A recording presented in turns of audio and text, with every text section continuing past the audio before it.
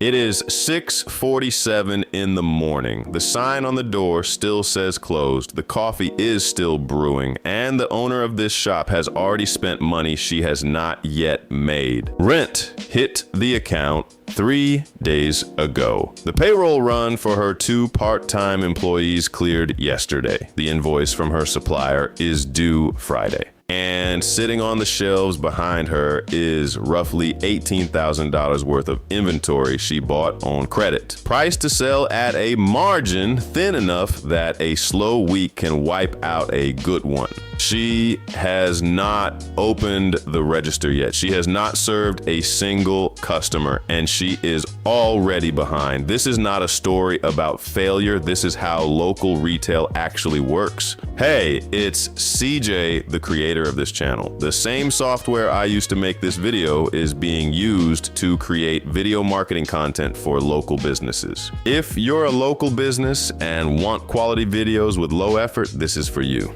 Upload a photo of yourself, your storefront, lobby, and reception area, and we'll make you a full-length marketing video with your exact style. Go to topic2video.com now to check it out for free. Now back to the video. Most people think of a local business as a place where a passionate owner sells something they love. And that part is real, but underneath the passion is a math problem that never stops running.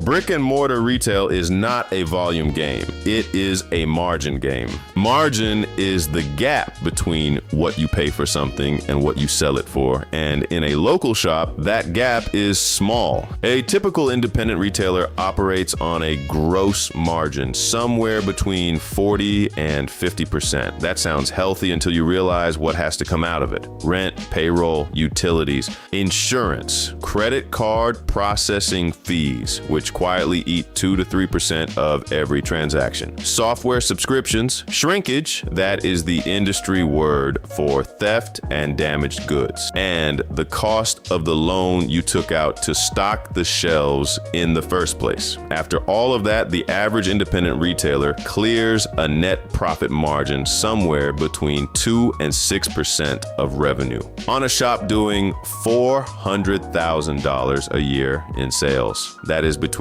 $8,000 and $24,000 in profit before the owner pays herself. Every percentage point is not a rounding error. It is the difference between staying open and starting over. Walk through the 5 lines that determine whether a local shop survives, and the math gets unforgiving. Rent is fixed. Whether the shop has a great month or a dead one, the landlord gets paid. In most mid-size American cities, commercial retail rent runs somewhere between $20 and $40 per square foot per year. A modest 1,200 square foot shop can carry a rent bill of $2,500 to $4,000 every month. Labor is the largest controllable cost. Minimum wages have climbed steadily over the past decade. Beyond the wage itself, the owner pays payroll taxes, often contributes to worker compensation insurance, and in some states faces mandatory sick leave requirements. Scheduling is its own puzzle. Too few staff and customers have a bad experience. Too many and the payroll eats the week's profit. Inventory comes first in cash terms because the owner buys product before she sells it. That means she is always carrying risk. If she orders too much of something that does not move, that money is locked up on a shelf. If she orders too little of something that sells fast, she loses sales she cannot recover. Financing is fourth. Most local shops carry some form of debt, a small business loan, a line of credit, or a business credit card. That debt has a cost. Interest payments come out of cash flow every month, regardless of how business is going. And fifth, customer traffic. Everything else assumes people walk through the door. If foot traffic drops because of weather, because a competitor opened nearby, because of a shift in where people shop, the entire model compresses. Revenue falls, but most of the costs do not. In 2026, those 5 cost lines are all moving in the same direction at the same time. A survey of 307 small business owners conducted in early 2026 found that 3 out of 4 reported rising costs. More than 6 in 10 had less than 3 months of operating cash on hand, and more than half of those who tried to get financing were turned down. Think about what that combination means in practice. Costs are rising, so the margin is getting squeezed from below. The cash cushion is thin, so there's almost no room to absorb a bad stretch. And when the owner needs to borrow to get through a slow season or restock inventory, the bank says no. This is what cash flow stress feels like at ground level. It is not a single catastrophic event. It is a continuous low-grade pressure, the kind that forces decisions every week that would not exist if the margins were a little wider. The years right after the disruptions of the early 2020s showed some recovery. Small business revenue, employment, and profitability each improved from 2021. But even during that improvement, owner expectations were worsening year over year, a sign that the people running these businesses could feel the ceiling getting lower even when the numbers look better. There are some partial offsets emerging. New business applications have been rising, and analysts point to more business-friendly tax treatment, some regulatory relief, and the early adoption of AI tools for scheduling, inventory management, and customer communication. Those things help, but they are not a cure. A scheduling app does not pay the rent. Running a local shop is a constant sequence of trade-off decisions. Each one is small. Together, they determine whether the business survives the year. Should she raise prices? She knows her costs went up. She knows the math demands it. But she also knows her customers have a price ceiling, the point where they stop buying or go online instead. Raising prices by 5% might protect her margin, or it might cost her enough customers to make things worse. Should she hire a third part-time employee? Foot traffic has been stronger on weekends, and she is stretched thin. But a new hire adds roughly $1,200 to $1,500 a month in labor costs before she sees whether the revenue justifies it.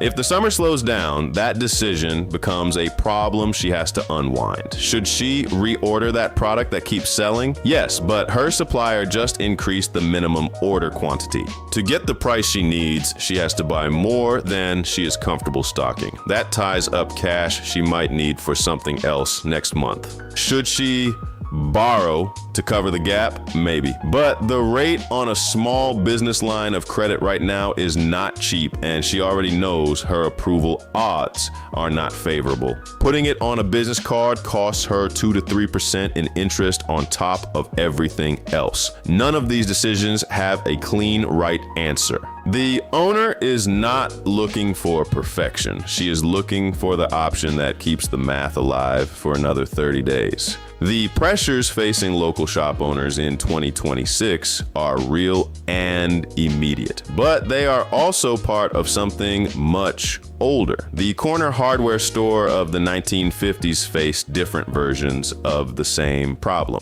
Rent was lower, but so was revenue. Credit was tighter in ways that are hard to imagine today. Supplier relationships were everything because there was no alternative supply chain to tap. And the physical distance between a shop and its customers meant that foot traffic was almost entirely local. If your block went quiet, your business went quiet. The 1970s brought inflation that eroded margins faster than owners could raise prices. The 1980s brought chain retail, expanding aggressively into smaller markets with purchasing power that independent shops simply could not match. The 1990s brought big box stores to the edges of towns, pulling traffic away from downtown corridors that had anchored local commerce for a century. The 2000s brought e-commerce. First, it was a footnote. Then it was a competitor. Then it was the context every local shop had to operate inside. By the time online retailers could offer 2-day delivery on almost anything, the independent shop had to find a reason, a real one, why the customer should drive over, park, and buy from them instead. The answer was never simply passion. It was product curation, community trust, convenience for the right customer, and a shopping experience that a website cannot replicate. The shops that survived learned to offer something that the algorithm could not. The ones that tried to compete on price alone rarely made it. The tools have changed in every decade. The fundamental tension has not. More costs, limited pricing power, uncertain demand, and the constant question of whether this month's revenue will cover what the business already owes. By the time the shop owner flips the sign to open, she has already made a dozen decisions, most of them invisible to the customer who walks in. The candle on the display table is priced at $28 because that is the number that keeps her margin intact after her supplier cost, the credit card fee, and a small allocation toward the rent.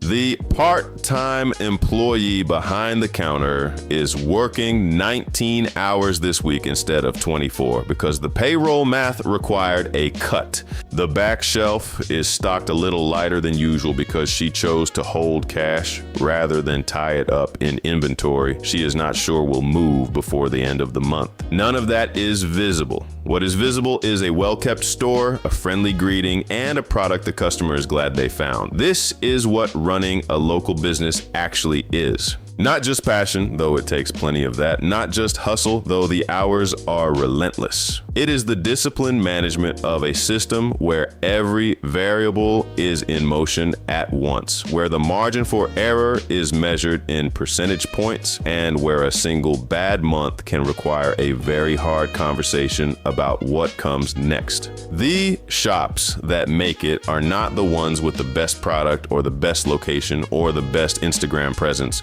though all of those help.